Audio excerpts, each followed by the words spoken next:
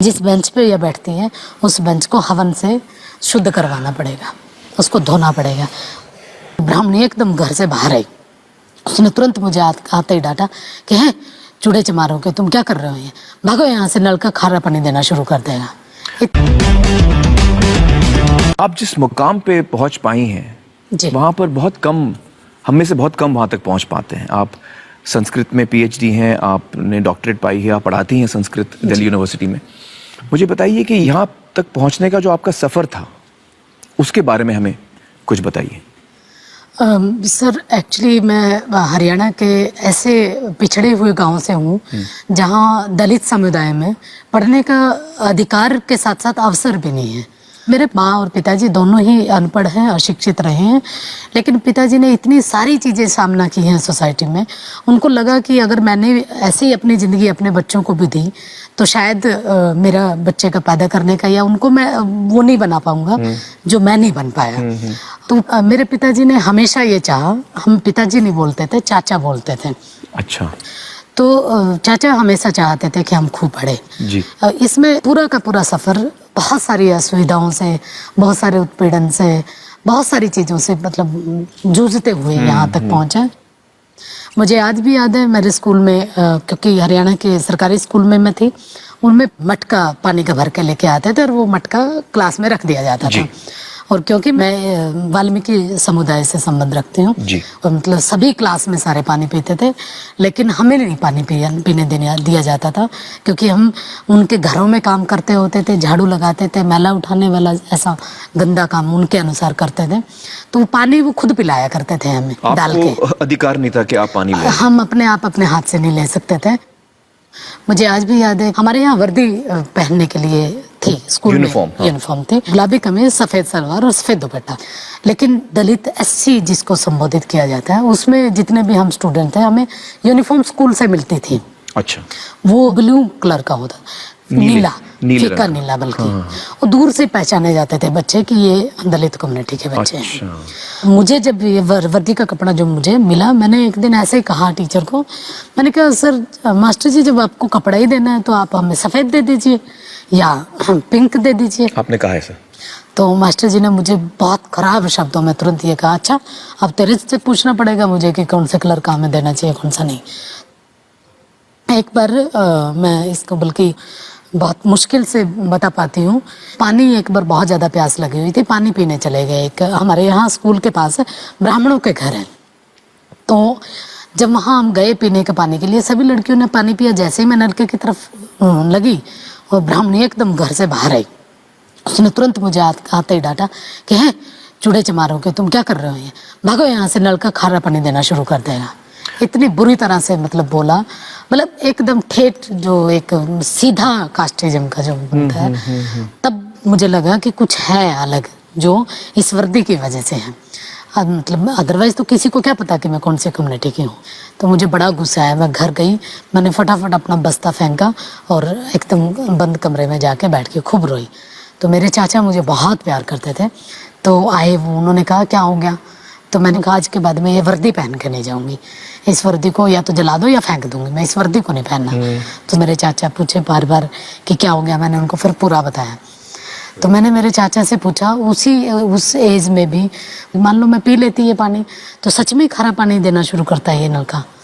तो मेरे पिताजी ने कुछ नहीं कहा, बस ये कहा कि कुछ नहीं बेटा, मैं तुम्हारे लिए सफ़ेद कपड़ा लेके आऊँगा वर्दी का और तुम उसको पहन के जाना। और मैंने फिर भी दोबारा जिद की, मगर मेरे को बताओ।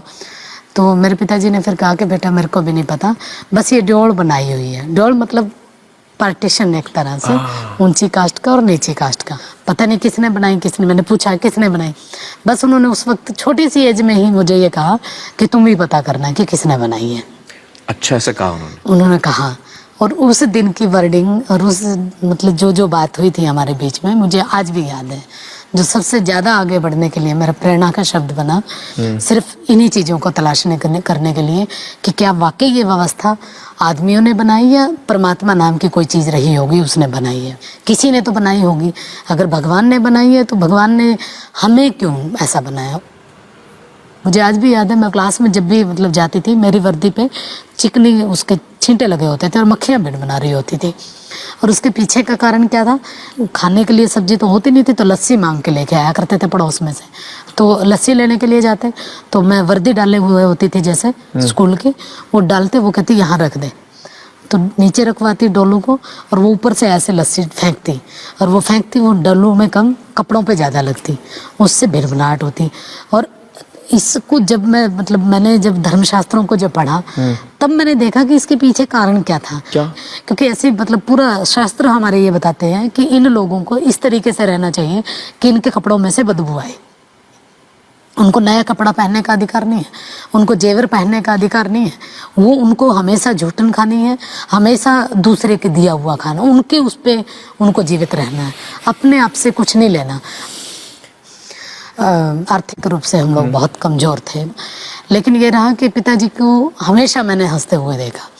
उनके पास खाने के लिए अगर कुछ नहीं होता था या हमें खिलाने के लिए कुछ नहीं होता था, तभी उनके चेहरे पे कभी सिकन तक नहीं आई, हमेशा हंसते रहा करते थे और ये कहते कोई बात नहीं, अभी आ जाएगा, थोड़ी सी देर में, शाम तक ले आऊँगा। और मतलब मुझे आज भी वो दिन याद है कि हम स्कूल से जब लौटते थे, घर में कुछ नहीं होता था, सब्जी या कुछ ऐसी कोई इवन चटनी तक नहीं होती थी खाने के लिए। और आपको मैं बताऊं कि हम खाना कैसे खाते थे स्कूल से आने के बाद, पानी में चीनी डालते, मीठा पानी बना के घोलते उसको अच्छे से, मीठा पानी बना के, तो हम लोग उस मीठे पानी से रोटी को गटका करते थे। मुझे आज भी याद है कि मैं मेरी ताई के साथ दूसरे के घरों में मतलब मैला उठाने के लिए जाया करती थी।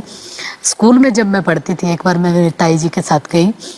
मुझे नहीं पता था कि जिस घर में मैं काम करने के लिए जा रही हूँ उसी घर की लड़की, ब्रजेश नाम है बल्कि उसका, तो मुझे नहीं पता था ये ब्रजेश का घर है। तो क्योंकि घर में तो आना जाना तो बहुत बाद की बात है ना, मतलब एक पूरा हमारे तो घर ही गांव से बाहर है बिल्कुल जी एकदम। जी जी जी। मेरी ताई के साथ मैं मतलब चली गई, और सिर्फ इस लालच में कि मेरी ताई को काम करने के बाद जो रोटी मिलेगी और रोटी के साथ सब्जी भी मिलेगी। जैसे ही मैं वहाँ पहुँची, मैंने देखा कि ये तो मतलब ब्रजेश है, उसने भी मुझे देख लिया और मैंने भी देख लिया। खैर जो कूड़ा और जो गंद जो मल होता है, जो वो मेरी ताई के साथ मैं उठवाती रही, वो डाल डाल के आती रही, लेकिन देख चुकी थी वो मुझे। खाने के लिए तो मिला जरूर, लेकिन अंदर से ये रहा कि कल पता नहीं क्या होगा, मतलब जैसे कुछ छीन लिया जाए बच्चे से। खैर मैं अगले दिन स्कूल पहुँची, मेरे से पहले ही सारी चीज़ें स्कूल पहुँच चुकी थी। जैसे ही पहुंची और मतलब लड़कियों ने घेरना मुझे शुरू कर दिया, जिनको नहीं पता था उनको भी उसने खूब जोर जोर से के बताया। क्लास में आके फिर उसने बताया कि अच्छा तू अपने ताई के साथ टोकरी क्यों नहीं उठा रही थी, तू तो सिर्फ डाल रही थी हमारे घर में टट्टी को। तो मेरे को गुस्सा आया, मैंने उसको एकदम तख्ती मारी यहाँ पे, और फिर उसने मुझे मारी यहाँ पे। मुझे आज भी निशान है मेरे यहाँ पे उसकी तख्ती का, लेकिन ये कोई बड़ी बात भी नहीं थी मेरे लिए, ऐसी लगती रहती थी। और क्योंकि उसका जो जख्म था वो तो अंदर था, तो बाहर तो बहुत कम था। तो लेकिन जैसे ही वो लड़की घर पहुंची, फिर उसने अपने घर में बताया, तो उसके घर वाले एकदम मतलब, क्योंकि वो ऊपर कास्ट के थे, सीधा मेरे घर में आए उलाना अच्छा, वो गुस्से होके आ गए? गुस्सा हो गए और मेरे चाचा के पास एकदम आए। सीधे शब्दों में उन्होंने ये कहा कि चूड़ों की इतनी औकात कि हमारे बच्चों के ऊपर हाथ उठाए। मेरे चाचा ने माफ़ी वगैरह मांगी, फिर उसके बाद वो चले गए अपने अपने घर। फिर मेरे को डर तो अंदर से लग ही रहा था कि अब पता नहीं चाचा क्या कहेगा, स्कूल ही ना बंद करवा दें।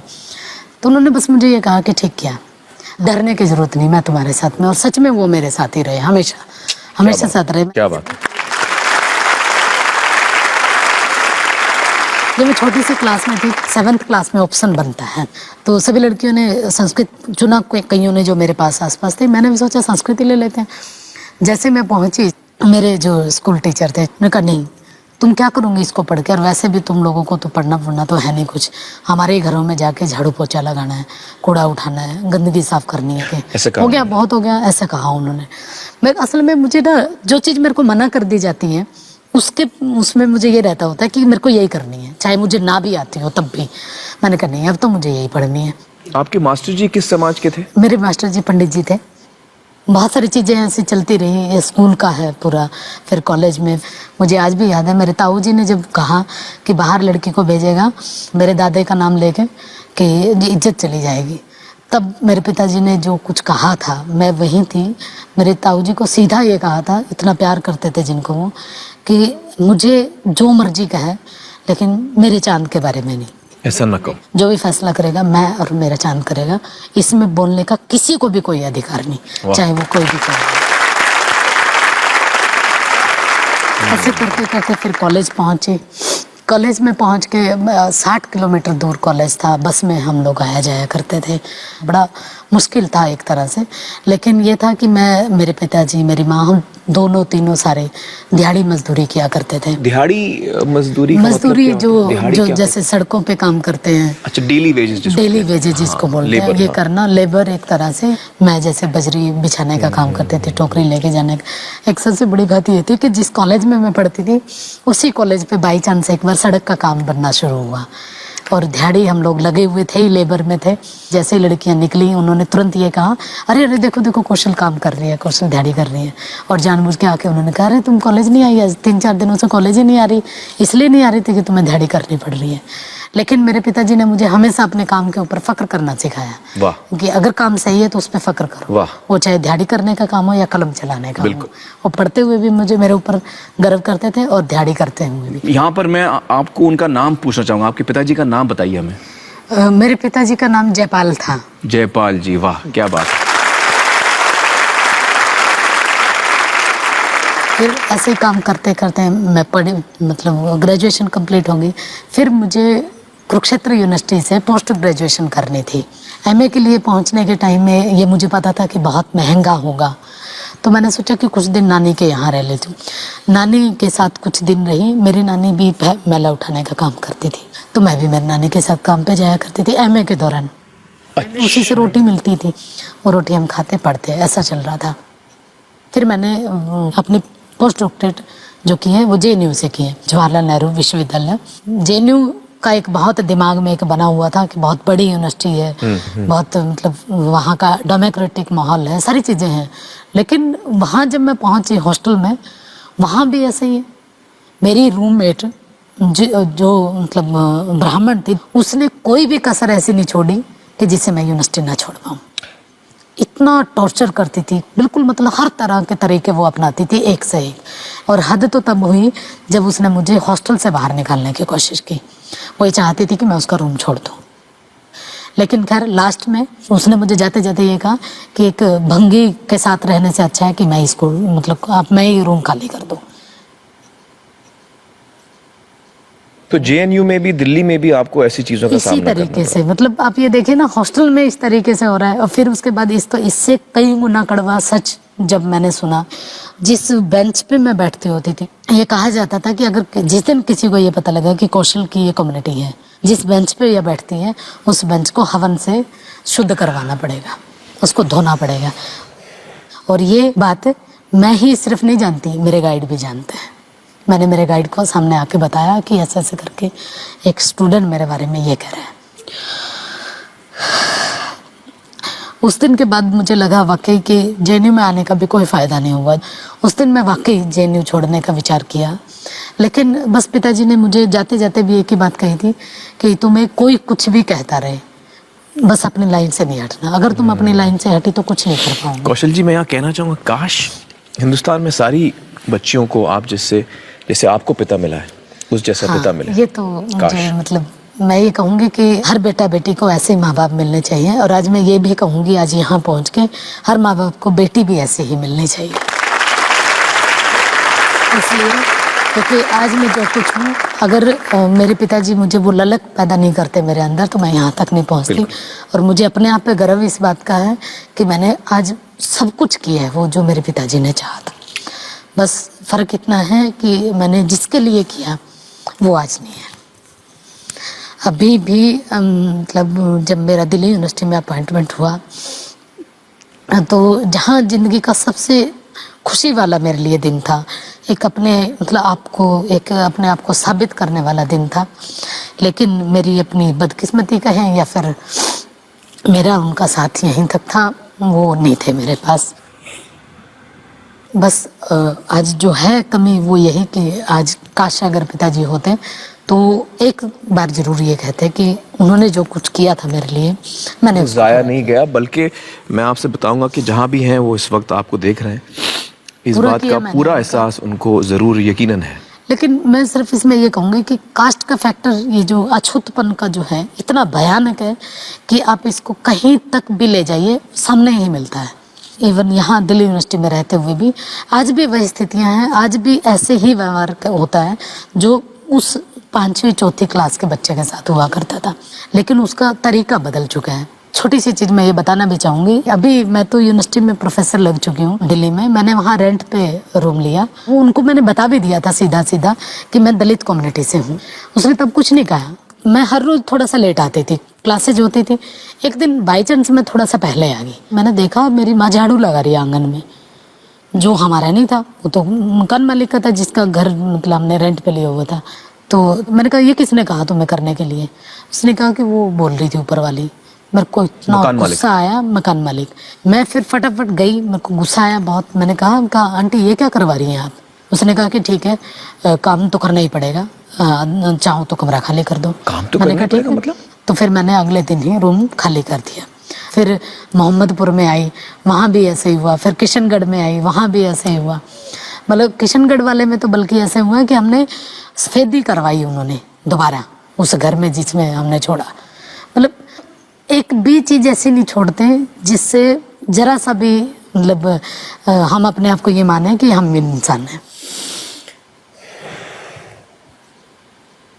कौशल जी, ये हमारी कमज़ोरी है और ये हमें हमारी सोच बदलने की बहुत ज़रूरत है। और मुझे बड़ी उम्मीद है हमारे यंगस्टर्स से, हमारे नौजवानों से, कि वो इस पे ख़ास ध्यान दें और सोचें। और मैं यही कहना चाहूँगा कि अगर मैं ये सोचूं कि पैदाइशी तौर पे मैं आपसे बड़ा हूँ, तो मुझ में कोई मानसिक बीमारी है, तभी मैं ऐसा सोच सकता हूँ। कौशल जी, मैं आपसे कहना चाहूँगा कि आपने अपनी ज़िंदगी में बहुत हिम्मत दिखाई। बहुत बहुत शुक्रिया यहाँ आने का, और मैं आपको सलाम करता हूँ। और आपके पिताजी जिन्हें आप चाचा कहती थी, उनको हम याद करते हैं और हमारी दुआओं में हमेशा याद करेंगे। बहुत बहुत शुक्रिया हमारे साथ बातचीत करने के लिए।